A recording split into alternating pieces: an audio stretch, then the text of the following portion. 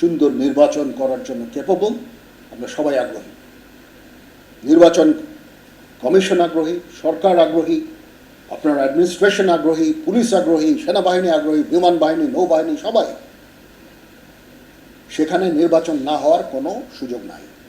কিছু মানি ট্রানজ্যাকশন হতে পারে বিকাশের মাধ্যমে, সেটা নির্বাচনকে প্রভাবিত করার জন্য, অর্থের লেনদেন ইত্যাদি।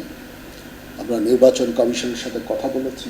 প্রত্যেকটা কনস্টিটুয়েন্সিতে কিছু ক্রিমিনাল থাকতে পারে, সবাই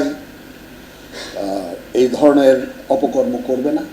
ইলেকশন ডেতে ব্রেগিং করা, ভোটারদের পোলিং স্টেশনে যেতে বাধা প্রদান করা ইত্যাদি। সেটার জন্য আমরা আশা করব যে আমার বাহিনী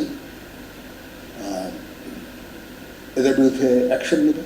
আপনারা আইদার ডিটেনশন অথবা মামলা, যেটুকু বলে, মানে অপরাধ করলে যেটুকু